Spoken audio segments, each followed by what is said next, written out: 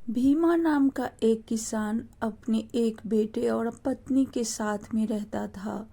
भीमा अपनी खेतीबाड़ी करके अपनी पत्नी और बेटे का गुजारा करता था।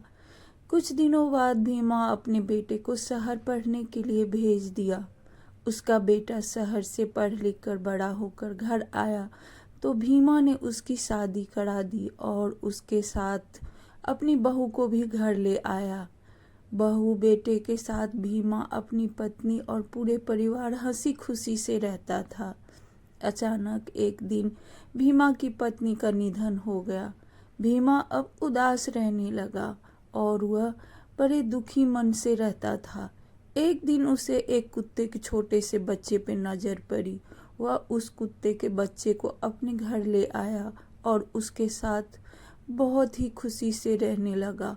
उसे खाना खिलाता, घुमाता फिराता, उसके साथ अलग ही स्नेह हो गया उसका। धीरे धीरे समय बीतता गया। कुछ दिनों बाद वह किसान भी इस दुनिया को छोड़कर चल बसा। उसका बेटा अपने पिता को अंतिम संस्कार किया और वह घर आकर फूट फूट कर रोने लगा और अपनी पत्नी से कहने लगा, पद्मा, मेरे पिताजी मुझे छोड़कर चले गए।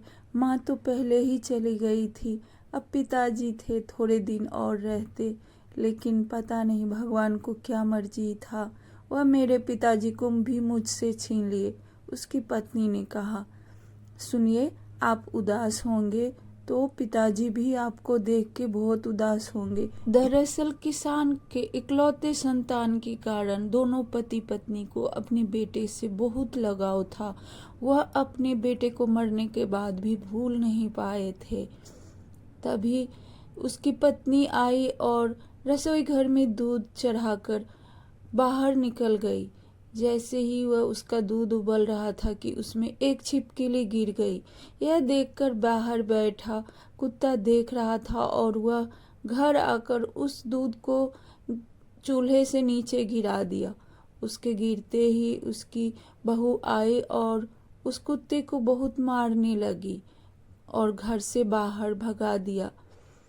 रात में जब वह कुत्ता अकेली बैठी हुई थी तो वह भी बहुत उदास थी, क्योंकि उसका मालिक जो मर गया था।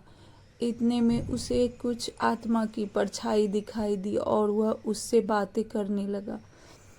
देखिए जी, आज बहू ने मुझे बहुत मारा है। वह आत्मा कहने लगा, क्यों, तुम्हें क्यों मारा है बहू ने? अरे दरअसल गैस पे दूध था, उसमें छिपकली गिर गई और वह दूध हमारा बेटा पी लेता तो हमारा बेटा बीमार हो जाता, इसलिए मैंने उस दूध को गिरा दिया। ओ, इसलिए बहू ने तुम्हें मारा? बहू को नहीं पता है ना कि तुम उसकी सास हो।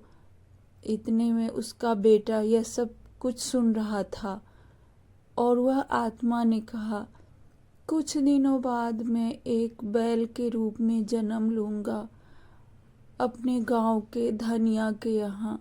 मुझे लगता है मुझे भी अपने बेटे के पास आकर रहना चाहिए। यह सब उसका बेटा सुनकर सुबह उठा तो वह अपनी पत्नी से कहा, आज से तुम इस कुत्ते को नहीं मारोगी। उसकी पत्नी ने कहा, ये क्या कह रहे हैं आप? देखा है कि कल इसने कितना बड़ा नुकसान कर दिया, इतना दूध नीचे गिरा दिया। तभी उसके पति ने कहा, तुमने उस दूध में देखा कि क्या है? उसमें छिपकली गिर गया था। और रात की सारी बातें वह अपनी पत्नी से कहा। उसकी पत्नी भी यह सुनकर चकित रह गई और उस कुत्ते को बड़े प्यार से रखने लगी। उसे रोज सुबह शाम खाना देने लगी। कुछ ही दिनों बाद धनिया के यहाँ एक बैल का जन्म हुआ। बछड़ा को जन्म का नाम सुनकर उस किसान का बेटा उसके पास गया और उससे कहने लगा, ये बछड़ा मुझे दे दो। लेकिन वह धनिया बोला, नहीं, ये मेरा बछड़ा है, मैं तुम्हें नहीं दूंगा। तभी वह किसान का बेटा धनिया को सारी बात बताई कि यह मेरे पिताजी का आत्मा है इसमें और ये मेरे पिताजी हैं, ये तुम्हारे घर में कभी नहीं रहेंगे। यह सुनते ही धनिया को बहुत डर लगा और वह बैल उसको दे दिया। वह उस बैल को लेकर घर आया और उसे बड़े प्यार से रखने लगा। अब वह कुत्ता और बैल घंटों रात में बातें करता था और अपने बेटे और बहू के पास में रहता था। तो कहते हैं ना कि जब किसी चीज़ से आत्मा जुड़ जाती है तो उससे अलग होना बड़ा ही मुश्किल होता है। वैसे ही उस किसान और उसकी पत्नी का आत्मा अपने बेटे के साथ ऐसे जुड़ गया था कि उससे अलग होना नामुमकिन था, जो पुनर्जन्म लेकर भी अपने बेटे और बहू के पास आ गया। कहानी आप लोगों को अच्छी लगे तो ज़रूर सब्सक्राइब कीजिएगा। धन्यवाद।